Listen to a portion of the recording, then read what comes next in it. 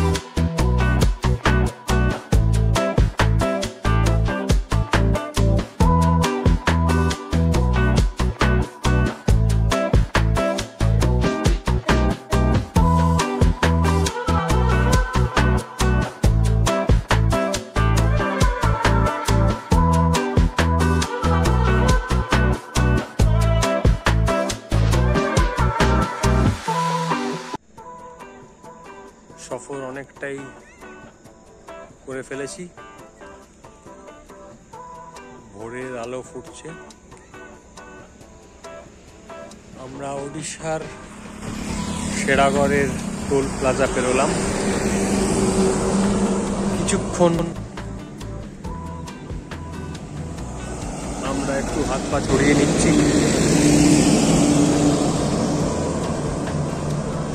আপনাদের একটা জিনিস দেখাই, ওই যে দূরে দেখতে পাচ্ছেন হয়তো একটি টাওয়ার, তার সাথে স্পিড ক্যামেরা। ওইটি আপনার স্পিড লিমিটের ওপর গেলেই ক্যামেরায় আপনার ছবি তুলে নেবে, আর টাওয়ারের নেটওয়ার্ক টাওয়ারের সাহায্যে আপনার মোবাইল ফোনে মেসেজ পাঠিয়ে দেবে। সঙ্গে সঙ্গে আপনার চালান কেটে যাবে। এই যে দেখুন, যেটার কথা বলছিলাম, স্পিড ক্যামেরা লাগানো আছে, তার সঙ্গে এই টাওয়ারটি। স্পিড ক্যামেরায় আপনার গাড়ির ছবি উঠে যাবে এবং টাওয়ারের মারফত আপনার কাছে SMS চলে যাবে চালানের, যদি আপনি স্পিড লিমিট পার করেছেন। খুব সাবধানে চালাতে হবে। উড়িষ্যায় ঢোকার পর বেশিরভাগ জায়গায় স্পিড লিমিট 80। চলুন আবার যাত্রা শুরু করা যাক। আর 3 ঘন্টা বাকি আমাদের পৌঁছাতে। আমরা 4.5 ঘন্টা পেরিয়ে এসেছি বাড়ি থেকে। চলুন আবার রাস্তায় কথা হচ্ছে।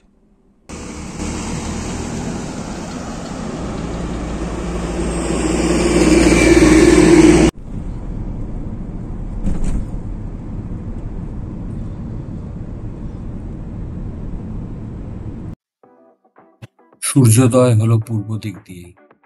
অসাধারণ এক পরিবেশ। চারিপাশে সোনালি আর হালকা কমলা রঙের আভা ছড়িয়ে পড়েছে। মন মুগ্ধ করা পরিস্থিতি। সূর্যোদয়ের সাথে একটি নতুন দিনের শুরু হলো। ওই দূরে একটা গ্রামের দেখা পাওয়া যাচ্ছে, আর সামনে ধান ক্ষেত, আর এই পাশে ন্যাশনাল হাইওয়ে 16। আপনাদের একটা তথ্য দিয়ে রাখি, রাত্রেবেলা আমরা যখন ট্রাভেল করছিলাম ওয়েস্ট বেঙ্গলের মধ্যে দিয়ে, তখন দেখলাম রাস্তা বেশ ভালো, কোথাও কোনো রাস্তার কাজ হচ্ছে না। কিন্তু যখন থেকে আমরা উড়িষ্যাতে ঢুকলাম, বেশ কিছু জায়গায় ডাইভারশন রাস্তার কাজের জন্য। একটা জায়গায় তো প্রায় 500 মিটার থেকে 1 কিলোমিটার রাস্তা একেবারে খারাপ, খুবই আস্তে আস্তে গাড়ি চালাতে হলো, প্রায় 10 থেকে 15 কিলোমিটার স্পিড। এইবার আমরা যেহেতু শীতকালে বেরিয়েছি, তাই আর এসি লাগছে না, ফুল উইন্ডো ক্লোজড গাড়ি চলছে। রাত্রেবেলা টেম্পারেচার দেখাচ্ছিল অ্যারাউন্ড 16 ডিগ্রি সেন্টিগ্রেড। আমার এই গাড়িটায় যেহেতু ক্রুজ কন্ট্রোল আছে, সেই জন্য বেশ সুবিধা হয় হাইওয়ে ড্রাইভিং এর জন্য।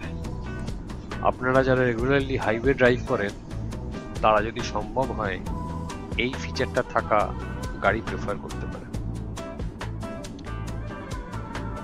এইটাতে দুরকম সুবিধে। এক হচ্ছে একটু রিল্যাক্স ভাবে চালানো যায়, শুধু হাত দিয়ে কন্ট্রোল করুন স্টিয়ারিং, পায়ের আর কোনো কাজ নেই। আর আরেক হচ্ছে মাইলেজটা ভালো পাওয়া যায়।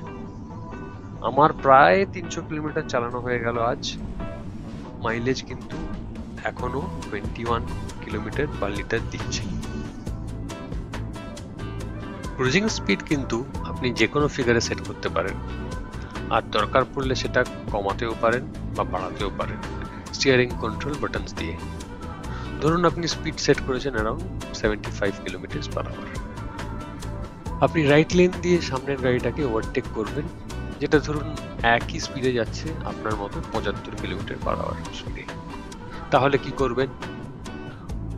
স্টিয়ারিং কন্ট্রোল বাটনগুলো প্রেস করে আপনি আরো ধরুন 5 কিলোমিটার স্পিড বাড়িয়ে দিলেন, দিয়ে রাইট লেন দিয়ে ওভারটেক করলেন, আর আবার আপনি প্রি কনফিগার্ড স্পিডে 75-এ ফিরে এলেন। এতে কিন্তু কোনো পায়ের কাজ করতে হলো না, সবই হাত দিয়ে কাজ হয়ে গেল। পা দুটো কিন্তু এখনো ফ্রি। মাইলেজের কথা যখন বললাম তখন একটা জিনিস বলে রাখি, এইখানে পেট্রোল বা ডিজেল ভরার নিয়ে কিছু জিনিস মাথায় রাখতে হবে তেল ভরার সময়। পারলে আর্লি মর্নিং তেল ভরবেন বা before first half of the day, কারণ তাতে কি হয়, তেল যেহেতু আন্ডারগ্রাউন্ড রিজার্ভারে মাটির ভেতরে থাকে, ওভারনাইট সেটা ঠান্ডা হয়ে যায়, আর তার দরুন আপনি ডেন্সিটিটা হাই পাবেন রাদার দেন আপনি যদি দুপুরে বা বিকেলে ভরেন। ডেন্সিটি হাই হলে তেলের কোয়ালিটি এর কোয়ান্টিটি দুটোই বেশি পাবেন। আর আরেকটা হচ্ছে অটোকাট ফিচার ইউজ করে তেল ভরাবেন, বা যদি সেটা না হয় তাহলে অ্যামাউন্ট যেটা ভরাবেন সেটা চেষ্টা করবেন রাউন্ড ফিগার না হয়, লাইক 535, 1355 এটসেট্রা। এতে কি হবে, যদি কোনো পেট্রোল পাম্পে প্রিসেট স্ক্যামিং এর প্রবাবিলিটি থাকে সেটা কম হওয়ার চান্স থাকে। গাড়ির ট্যাঙ্ক ফুল থাকলে মাইলেজ বেশি পাবেন রাদার দেন আপনি যদি নিয়ার টু এমটি অবস্থায় গাড়ি চালান উইথ সেম কন্ডিশন, কারণ তেলের প্রেশারটা টু ইঞ্জিন বেটার হয় যখন গাড়ির ট্যাঙ্ক ফুল থাকে। আর তাছাড়া তো driving condition, driving technique, frequent acceleration, deceleration, use of frequent braking, etc. এর উপর ডিপেন্ড করে মাইলেজ। আর একটা খুব ইম্পর্টেন্ট জিনিস, যদি পারেন বেশিরভাগ সময় কোকো পেট্রোল পাম্প থেকে পেট্রোল বা ডিজেল ভরাবেন। কোকো বলতে company operated and company own petrol pump.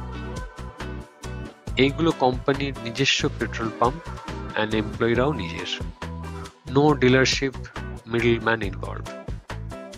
তো এতে স্ক্যামের চান্স নেগলিজেবল অ্যান্ড তেলেরও গুণমান ভালো, কোয়ালিটি কন্ট্রোল বেটার দ্যান আদার পাম্পস।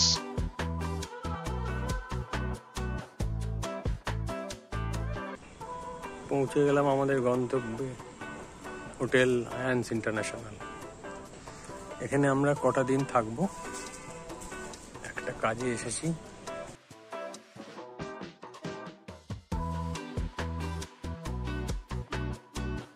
চলুন ভেতরে যাই।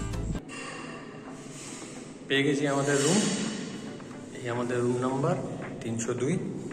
চলুন ভেতরে ঢোকা যাক।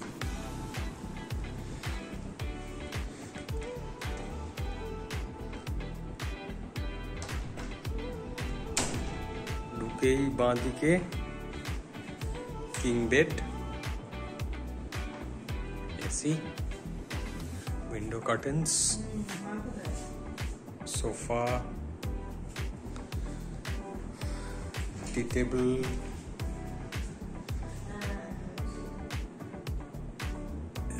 টিভি, ড্রেসিং টেবিলের জায়গা, ওয়ার্কিং ডেস্ক, এদিকে কাবোর্ড কিছু আছে জিনিসপত্র রাখার,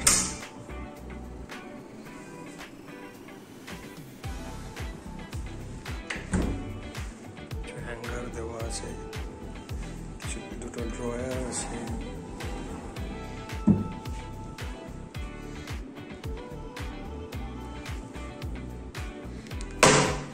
আর এদিকে bathroom.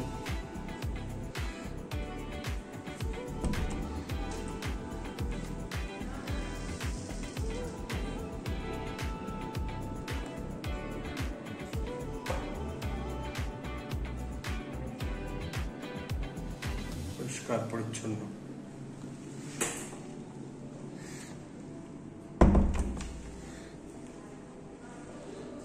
Complimentary biscuit and water. চলুন যাই এইবার ব্রাঞ্চ করে নিই। আজ এই পর্যন্তই, দেখা হবে পরের এক ভিডিওতে। সঙ্গে থাকবেন, কমেন্টে জানাবেন কেমন লাগলো, ভালো লাগলে লাইক করে দেবেন, পরিবার এবং পরিজনদের সাথে শেয়ার করবেন, আর পারলে সাবস্ক্রাইব করে দেবেন। নমস্কার।